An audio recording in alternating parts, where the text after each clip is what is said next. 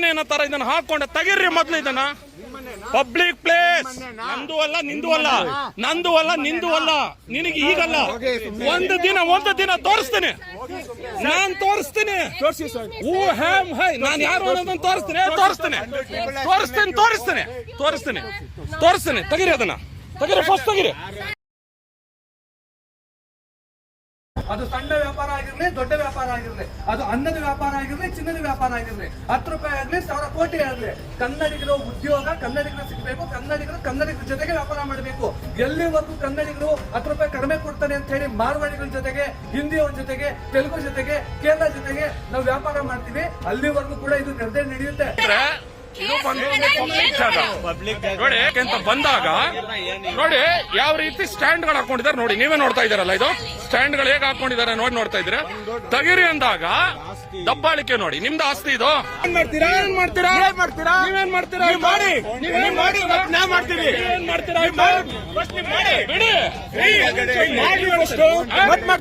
ಮಾಡ್ತೀರಾ?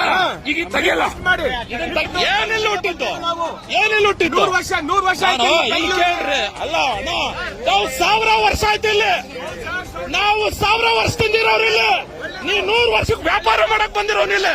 ನಾನು 1000 ವರ್ಷದಿಂದ ಇರೋನು. ಇವತ್ತು ಎಲ್ಲಿಂದನೋ ಬಂದಂತ ಮಾರ್ವಾಡಿ ಇವತ್ತು ಅವನಿಗೆ ಇರೋದಕ್ಕೆ ಅವಕಾಶ ಕೊಟ್ಟಿದ್ದ ತಪ್ಪಿಗೆ, ಅವನಿಗಿರೋದಕ್ಕೆ ಜಾಗ ಕೊಟ್ಟಿದ್ದ ತಪ್ಪಿಗೆ, ತನ್ನ ಮನೆ ಮುಂದೆ ಇರ್ತಕ್ಕಂಥ ಸಾರ್ವಜನಿಕರು ಓಡಾಡ್ತಕ್ಕಂಥ ಫುಟ್ಪಾತ್ ಅನ್ನು ಆಕ್ರಮಣ ಮಾಡಿಕೊಂಡು, ಬ್ಯಾರಿಕೇಡ್ ಅನ್ನ ಕಾನೂನು ಬಾಹಿರವಾಗಿ ಹಾಕೊಂಡು, ಯಾರು ಕೂಡ ಇಲ್ಲಿ ಬರಬಾರ್ದು, ಇದು ನಮ್ಮ ಅಪ್ಪನ ಮನೆ ಜಾಗ ಇದು ಅನ್ನುವಂತ ನಿಟ್ಟಿನಲ್ಲಿ ಅವನು ಸಾರ್ವಜನಿಕರಿಗೆ ಕಿರುಕುಳ ಕೊಡ್ತಾ ಇದ್ನಲ್ಲ, ತೊಂದರೆ ಕೊಡ್ತಾ ಇದ್ನಲ್ಲ, ಅದನ್ನ ಪ್ರಶ್ನೆ ಮಾಡಿದ್ದು ನಮ್ಮ ಮರುಪ್ರಸಾದ್ ಅವರು ಮಾಡಿ ತಪ್ಪ.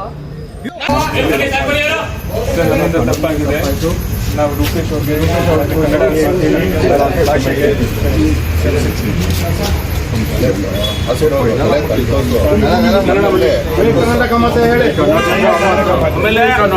ಇಲ್ಲಿ ಕೇಳಿ ಸರ್, ಇದೇ ಲಾಸ್ಟ್ ಕನ್ನಡದ ವಿಚಾರ. ನೀವು ಇಲ್ಲಿಗೆ ಬಂದಿದ್ದೀರಾ, ಬದುಕ್ರಿ.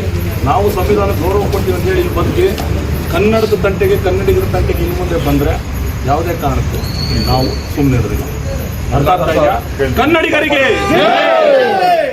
ಇವತ್ತು ಒಂದು ಸಂಘಟನೆ ಕಟ್ಕೊಂಡು ಸಾವಿರಾರು ಜನ ಕಾರ್ಯಕರ್ತರನ್ನ ಇಟ್ಕೊಂಡು ಸಾವಿರಾರು ಸಂಘಟನೆಗಳ ವಿಶ್ವಾಸವನ್ನ ತಗೊಂಡಿರ್ತಕ್ಕಂಥ ಒಬ್ಬ ನಾಯಕನಿಗೆ, ಒಬ್ಬ ಬಿಗ್ ಬಾಸ್ ಅಂತಕ್ಕಂಥ ಒಂದು ರಿಯಾಲಿಟಿ ಶೋ ಹೋಗಿ ಬಂದಿರತಕ್ಕಂಥ ಒಬ್ಬ ಸೆಲೆಬ್ರಿಟಿ ಅಂತಕ್ಕಂಥ ಒಬ್ಬ ನಾಯಕನಿಗೆ ಈ ಒಂದು ಪರಿಸ್ಥಿತಿ ಆದ್ರೆ, ಡೆಲಿವರಿ ಕೆಲಸ ಮಾಡ್ತಕ್ಕಂಥ ಕನ್ನಡಿಗರ ಪರಿಸ್ಥಿತಿ ಏನಾಗಾದ್ರೆ, ಚಾಲಕರ ಪರಿಸ್ಥಿತಿ ಏನು ಹಾಗಾದ್ರೆ, ಈ ಮೂಲಕ ನಾನು ಯಾವ್ದು ಮಾರ್ವಾಡಿ ಇದನ್ನಲ್ಲ ಅವನಿಗೆ ಜೊತೆಗೆ ಯಾರ್ಯಾರು ತನ್ನ ಮನೆ ಮುಂದೆ ಸಾರ್ವಜನಿಕರು ಸ್ಥಳದ ಮೇಲೆ ನಿಮ್ಮ ಅಪ್ಪನ ಸ್ವತ್ತು ನಂಗೆ ಖಾಸಗಿ ಬ್ಯಾರಿಕೇಡ್ಗಳನ್ನ ಹಾಕೊಂಡಿರ್ತಾರೆ. ನಿಮ್ಗೆ ಎಲ್ರಿಗೂ ಹೇಳ್ತಾ ನೀವು ಕೇಳಿ, ಇವತ್ತು ನಿಮಗೆ ನಿಲ್ಬಹುದು ಪ್ರಕರಣ ಕ್ಷಮೆ ಕೇಳಿದ್ಮೇಲೆ. ಆದ್ರೆ ನೀವು ಅದನ್ನ ತೆರವು ಮಾಡಿಲ್ಲ ಅಂತಂದ್ರೆ ಪ್ರತಿನಿತ್ಯನೂ ಕನ್ನಡಿಗರು ಬಂದು ಅಲ್ಲೇ ಗಾಡಿ ನಿಲ್ಲಿಸ್ತಾರೆ. ಅದೇ ಕಿತ್ಕೊಳ್ತಾರೆ, ಕಿತ್ಕೊಳ್ಳಿ ಕನ್ನಡಿಗರು.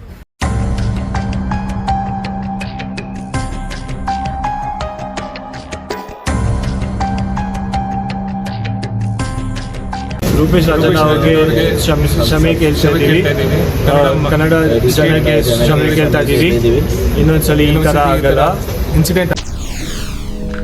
SS TV ಸಿನಿಮಾ ಜಗತ್ತಿನ ಕ್ಷಣ ಕ್ಷಣದ ಸುದ್ದಿಯೊಂದಿಗೆ.